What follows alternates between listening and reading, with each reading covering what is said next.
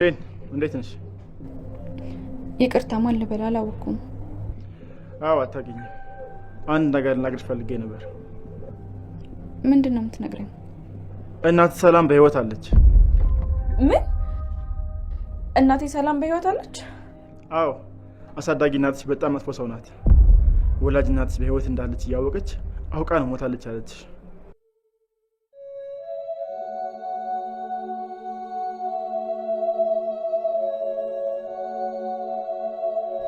ሄሎ ሄሎ፣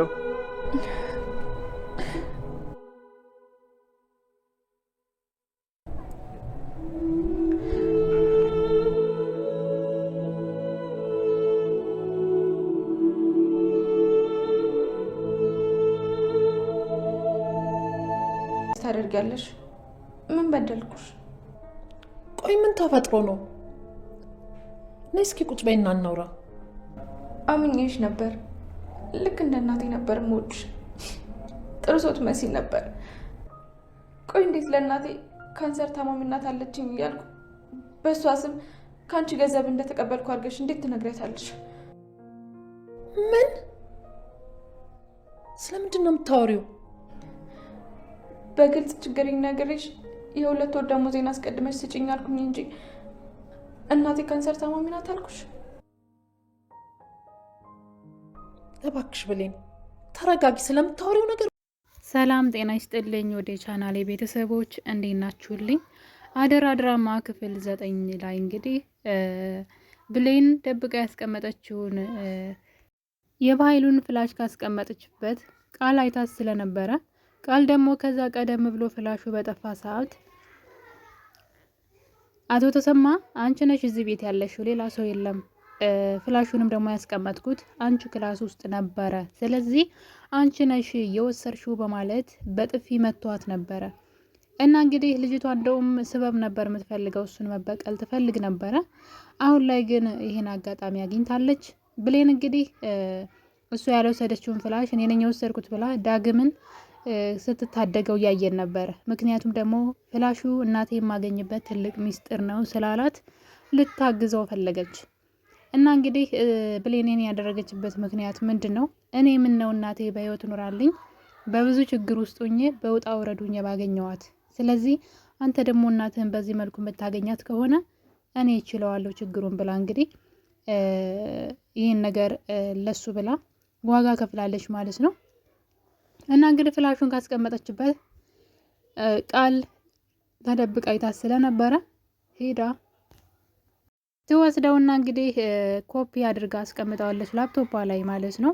እናም በመጨረሻ እንግዲህ አቶ ባይዱ ወደ ቤት መጥቶ ብሌንን ፍላሹን ስጪ ሲላት ብሌን ደግሞ ፍላሹን ለማምጣት ወደ መኝታ ቤቷ ታመራና የደበቀችበት ቦታ ስትፈልገው ግን የለም ነበረ። እናም በኃይሉ ገልሻለሁኝ ብሎ በጣም ሲያመርባት ቃል ቶሎ ብላ በላፕቶፓ ኮፒ ካደረገችው በኋላ ይሄው የትም ነበር የጣለችውና እኔ ውጭ ላይ አግኝቸው ነው ብላ ለባህሉ ፍላሹን መልሳለታለች። የቃል ሀሳብ እንግዲህ በኃይሉን መበቀል ትፈልጋለች። በዛ ላይ ደግሞ እዛ ቤት እንድትገባ ያደረጋት ልጅ አለ፣ የባህሉ ሰራተኛ ወይም ደግሞ ወንጀሉንም ምኑንም የሚሰራለት ታሬ ማለት ነው። በታሬ በኩል ነው እሷ እዛ ቤት የመጣችው። እሱም ነው እንግዲህ በጣም ነፍሰ ገዳይ የሆነች ገንዘብ የምትወድ ስግብግብ የሆነች ልጅ ፈልግልኝ ልጅ ነኝ ብላ የምትመጣ፣ በምትኩ ግን ብሌን እንግደላት ብሎ የላከው እንግዲህ ያ ታሬ የሚባለው ሰውዬ። እሱ ደግሞ አቶ ባህሉን መጣል ይፈልጋል። መጣል ብቻ ሳይሆን እሱን ወንጀሎች አጋልጦ እሱን ካለበት ደረጃ ወርዶ እሱ የሱን ቦታ መያዝ ይፈልጋልና ይቀናበታል ባለቃው ማለት ነው። እና ፍላሽ ውስጥ ደግሞ የሁለቱም ሚስጥር አለ፣ የታሬም እንዲሁም ደግሞ የባህሉ ሚስጥሮች አሉ ማለት ነው። እና እንግዲህ ይህንን ፍላሽ በጣም ብዙ ሰዎች እጅ ላይ ገብቷል። ግን ለብሌን ትልቅ ችግር ይዞባት ቢመጣም ዳግምም ኮፒ አድርጎ አስቀምጦታል። አሁን ደግሞ ቃልም እንደዛው። በዛ ላይ ደግሞ ቃል ለታሬ መጀመሪያ ብሌን እንግዲህ እኔ ነኝ የወሰድኩት ብላ የዋሸችለት ዳግም መጀመሪያ ፍላሹን የወሰደው ታሬ ፍላሹን ካመጣ እናትህን አገናኝሃለሁ፣ ያለዛ ግን እናትህን እገላታለሁ ብሎ ስላለው ነው። እና ነገር ግን ኮፒ ካደረገው በኋላ ዳግም ለታሬ ሳይመልስለት ለብሌን ፍላሹን እንኪ ለባህሉ መልሽለት ብሎ ታሬን ደግሞ እንግዲህ እናቴን አንድ ነገር ብታደርጋት መረጃው ሁሉ አለኝ፣ ማን እንደሆን ካውቃለሁ፣ ወንጀሎቹ ሁሉ በእጄ ናቸው፣ ፍላሹ ላይ ያለው ሚስጥር ሁሉ አይቻለሁኝ፣ ስለዚህ አርፈ ተቀመጥ ብሎ ያስፈራራዋል ማለት ነው። ጭራሽ ዳግም ፍላሹንም አልሰጠውም። ነገር ግን ቃል ከአቶ በኃይሉ የወሰዱትን ፍላሽ ማለት ነው ኮፒ አድርጋ እንግዲህ ለታሬ ልካለታለች። በዳግም በኩል ፍላሹን ቢያጣውም በቃልዬ በኩል አግኝተውታል ማለት ነው። እና እንግዲህ የአቶ ተሰማ ሚስጥር አሁን ላይ በጣም ብዙ ሰው እጅ ላይ ገብቷል ማለት ይቻላል። በተለይ ደግሞ ከሚጠሉት ሰዎች ሰውየው በጣም መጥፎ ሰው ስለሆነ አብሮት የሚሰሩ ሰዎች ራሱ ለሱ ጥሩ አይደሉም። ቀን ነው የሚጠብቁት እሱን ለመጣል እና እንግዲህ ብሌን ደግሞ እናቷ እዛ ቤት ከዳግም ጋር አብራይታት በጣም ተናዳባት ነበረ። ማለት ሰላም ውስጧ ልጇ እንደሆነች ይሰማታል። ነገር ግን ልጄ ነች ለማለት ደግሞ ቃል ልጁን አዛ ቤት መታለች። እንደውም በኃይሉ ተናዶ አትጃጃይ፣ ይቺ ትክክለኛ ልጅሽ አይደለችም ብሏት ነበረ። ነገር ግን እንግዲህ ቃል በማለቃቀስ ማለት ነው እንዴት ስንት አመት ተሽ ኑረሽ መተሽ አሁን ደግሞ እንዴት ልጅ አይደለሽም ትይኛለሽ ብላ እንጀቷን በመብላት ማለት ነው ይቅርታ አስጠይቃታለች። ሰላምም ይቅር በይኝ ልጄ፣ እኔ እኮ እንደዛ ሲለኝ ነው በማለት እንግዲህ ያላሳደጋትን ልጅ ቃል እኮ ያልኳት አደራ ሰተሽኝ ስለሄድሽ የቃል ኪዳን ልጅ ስለሆነች ቃል ብዬ ስም አወጣሁላት ብሎ እንግዲህ ሲዋሻትም እያየን ነበረ። እነዚህ ነገሮች በዚህ እንዳሉ ነበረ እንግዲህ ታሬም እንግዲህ ፍላሹን እንደማያገኝ በዳግም በኩል ካወቀ በኋላ ብሌንና እናቷን ለማጣላት ፈለገ። ከዛ በፊት ግን የብሌን እናት የወደ ብሌን ስልክ ትደውላለች። እናም ስልኩን ቃል ታነሳውና ታወራታለች። ልጅ የታለች ልጅን አገናኝ ስትላት ልጅሽ ምግብ እየሰራች ነው ኪችን ውስጥ ትላታለች። የኔ ልጅ ለምንድን ነው ምግብ የምትሰራው? የኔ ልጅ እኮ ህጻናትን ለማስጠናት ነው የተቀጠረችው ስትላት አይ ልጅሽ ግርድና ነው የተቀጠረችው፣ በዛ ላይ ደግሞ ቤት ውስጥ እናቴ ካንሰር ታማሚ ናት እያለች ገንዘብ እየለመነች እየሰበሰበች ነው ብላ እንግዲህ ከእናቷ ጋር ታጣላታለች፣ ከአሳዳጊዋ ጋር ማለት ነው። ብሌንም አሳዳጊዋ ጋር ስልክ ትደውላለች። ስትመለስ ሚስኮል ተደውሎልሽ ነበር ስላለቻት ቃል ማለት ነው። እናም እናትየዋ በጣም አዘነችባት። እንዳንቺ አይነት ልጅ የለችኝም፣ አይንሽም ማየት አልፈልግም፣ እንዴት በእኔ ትነግጃለሽ? እኔ አጣው ነጣው ብዬሻለሁ፣ አንቺን ማኖር አቅቶኛል፣ እንዴት በስሜ ሳልታመም ታመመች ብለሽ ትለምኝብኛለሽ? ብለው እንግዲህ የብሌን አሳዳጊ ብሌን ላይ ክፉ ቃል ይናገሯታል። ማን የነገረች ስትላት ግን አሰሪሽ ናት የነገረች ስላለቻት ብሌን ስልኩን ዘግታ ወደ ሰላም ነበር የዞረችው። እንዴት አይነት ባለጌ ሰው ነሽ? እንዴት አደርጋለሽ? እንዴት ለእናቴ የካንሰር ታማሚ ናት እናቴ እያለች ገንዘብ ከኔ እየወሰደች ነው ብለሽ ትነግሪያታለሽ ብላ እንግዲህ ብሌን ሰላምን ትናገራታለች። ሰላም ግን ግራ ነው የገባት። ምን እየተወራ ምን እያለች እንደው ግራ ገብቷታል። የዚህ ሁሉ ተንኮል ጠንሳሽ ግን ቃል ናት። እንግዲህ ቃል የተደወለውን ስልክ አንስታ ለብሌን እናት የማይሆን ነገሮችን ስለተናገረች ነው። እናም ብሌን እንግዲህ እናቷ እንዳዘነችባት ስላወቀች ነገሩን ለማስረዳት ወደ እናቷ ቤት ገስግሳ ትሄዳለች። እዛ ከሄደች በኋላ ግን ሴትዋ በጣም እያለቀሰች ነበር የጠበቀቻት። አይንሽን ማየት አልፈልግም፣ እንዳንቺ አይነት ልጅ የለችኝም ብላ ውጭልኝ ሂጅልኝ ትላታለች ማለት ነው ብሌንን። ብሌን ደግሞ ይህን ነገር እሷ እንዳላደረገችና ምንም የምታውቀው ነገር እንደሌለ ብትነግራትም ነገር ግን በዛ መሀል ሴትዋ ፊቷን አዞረችባት። ተይኝ፣ አይንሽን ማየት አልፈልግም አለቻት። ድንገት ግን አንድ ስልክ ይደወላል። እሱ ስልክ እንግዲህ ታሬ ነው። ታሬ የብሌን አሳዳጊ ጋር ይደውልና ብሌን ባለችበት ማለት ነው ልጅሽ ፍላሹ እንዲሰጠ ጠይቄው እምቢ ብሏል፣ ስለዚህ ልጅሽን እገልልሻለሁ አላት። እናም ሴትዋ ደንግጣ ስልኩ አምልጧት ይወድቃል። ብሌን ስልኩን ታነሳውና ምንድን ነው ማነስ ስትለው እሺ ብሌን ነሽ እንዴ?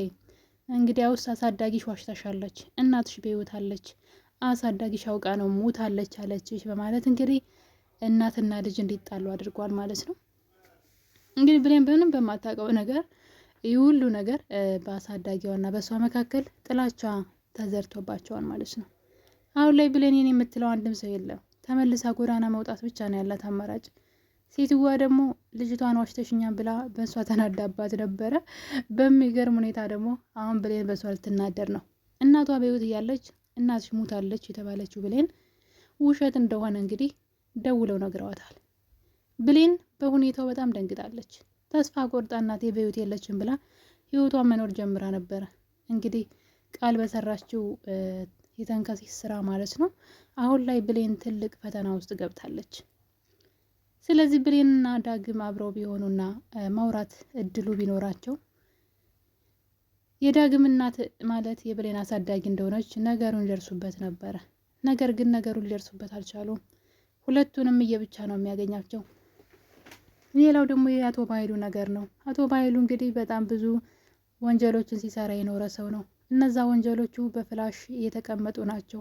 እንግዲህ ማን እንደዛ እንዳደረገ ባይታወቅም ማለት ነው። እናም እንግዲህ እርግጠኛ ነኝ ከሰዎች በገንዘብ ተደራድሮ አስመልሷቸው ነው የሚሆነው። እናም በዚህ ሰዓት በኃይሉ ሚስጥሩ የያዘውን ፍላሽ የወሰደ መስሎታል። ነገር ግን ከአንድም 3 ሰው ላይ ደርሷል ከሱ ውጭ። ቃልም እንዲሁም ዳግምም አሁን ላይ ታሬ ሊጥለው የሚፈልግ እሱም ማጥፋት የሚፈልገው ታሬ ራሱ የእሱ ሚስጥር እጁ ገብቷል። በዚህ መሀል ግን ብሌን እየተሰቃየች ትገኛለች። ብሌን ማንም ሰው እየተረዳት አይደለም። ብሌን ሰራተኛ ሆና የተቀጠረችበት እናቷ ቃል ባለቀሰች ቁጥር ከዚህ ቤት ውጭ እያለች ታሰቃያታለች። ውስጧን ልጇ እንደሆነች እየነገራት ልጅ ብሌንን ትቻ ሲሄድ በልጅነቷ ልክ እንዳንቺ ነበረች፣ ሳይሽ እንደ ሰራተኛ ሳይሆን እንደ ልጅ ነው ማይሽ እያለቻት፣ ነገር ግን ቃል ደግሞ እሷን ከዚህ ቤት ካላባረርሻት እኔ ደግሞ ቤቱን ለቅቄልሽ እሄዳለሁ አለቻት። እናም ብሌን እንግዲህ ሌላ ቤት ፈልጌ እስክገባ ድረስ ብላ አሁን ላይ ሰላም ቤት መኖር ጀምራለች። ምናልባት ብሌን እዛ ቤት ከወጣች እናቷን የማግኘቷ እድል ጠባብ ሊሆን ይችላል። ምክንያቱም እናትና ልጅ ከተራራቁ በቀላሉ ሊገናኙ ስለማይችሉ እርግጠኛ ነኝ ሰላም ይቅርታ አድርጋላት እዛ ቤት እንድትቀጥል ልታረጋት ትችላለች። በዛ ላይ ደግሞ የቃል ውሸትም መጋለጥ አለበት። የሴትዋን ንብረት በእጇ እስክታደርግ ድረስ ቃል እዛ ቤት ልጅ ነኝ ብላ መኖሯን ትቀጥላለች። አቶ በኃይሉ አሁን ላይ ቃልን ልጅሽ አይደለችም ብሎ መናገር አይችልም። ምክንያቱም ደግሞ ሚስጥሩ በእጇ ነው ያለው።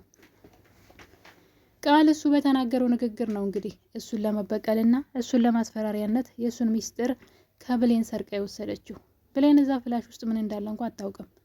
ነገር ግን ቃል ወስዳል በላፕቶፓ ሁሉንም ነገር አይታለች። የአቶ በኃይሉን ወንጀሎች የሚሰራቸውን ድርጊቶችን ሁሉ እያንዳንዱ ተግባሩን አይታለች። ከዚህ በኋላ አቶ በኃይሉ ለእህቱ ለሰላም ቃል ትክክለኛ ልጅሽ አይደለችም ብሌን ናት ብሎ መናገር አይችልም። ምክንያቱም ደግሞ ወንጀሎቹን ሁሉ ሚስጥሮቹን ስላወቀችበት ግዴታ ቃል ናት ልጅሽ ብሎ በዚህ መቀጠሉ አይቀርም። የብሌን አሳዳጊ ደግሞ እንግዲህ ምናልባት ብሌን ማለት ነው ዳግምን ወደ አሳዳጊዋ ቤት ብትወስደውና ቢያንስ ለትውውቅ ያክል እንኳ ቢተዋወቁ መልካም ነው ላለሁ። አሳዳጊዋና ብሌን አሁን ላይ ኃይለኛ ጦርነት ውስጥ ገብተዋል። አሳዳጊዋ በስም የነግደሻል፣ ካንሰር ታማለች እናቴ እያለች ገንዘብ ሰብስበሻን ብላ ተናዳባታለች። ምን አደረግኩሽ እያለች። ሌላኛው ደግሞ ብሌን እናቷ በህይወት እያለች የለችም ማለቷ። በእርግጥ የብሌን አሳዳጊ ልጄ ዛሬ ይመጣል፣ ከመጣ በኋላ ስለ እናትሽ ብዙ የምነግርሽ ነገር አለ እያለቻት ነበረ።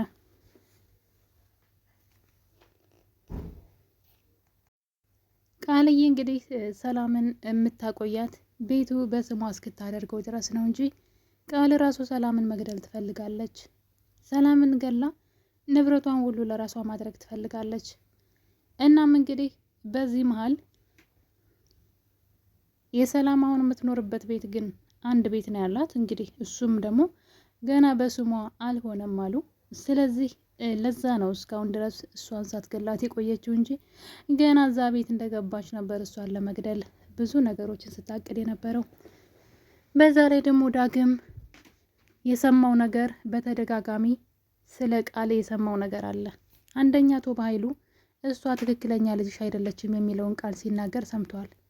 ከዛ በፊት ደግሞ ልጇ ብሌን የምትባል በህይወት አለች፣ እሷን ዛሬ እናስወግዳታለን፣ ነገር ግን አንቺ ልጅ ነች ብለሽ እዚህ ቤት ከመጣሽ ቶሎ ብለሽ ሰላምን ልትገለያት ይገባል ሲል አቶ በኃይሉ ጨምሮም ደግሞ ብሌን እዛ ቤት ሰራተኛ ሆና ስትገባ ሲያያት ይቺ ብሌን የምትባለው የሰላም ትክክለኛ ልጅ ነች።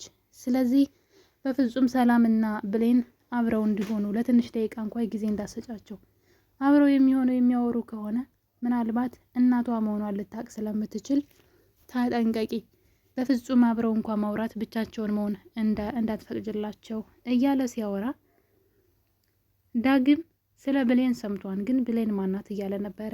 ምክንያቱም ገና ብሌን የዛን ቀን ስለመጣች ዳግም ብሌን ማን እንደሆነች አላወቀም።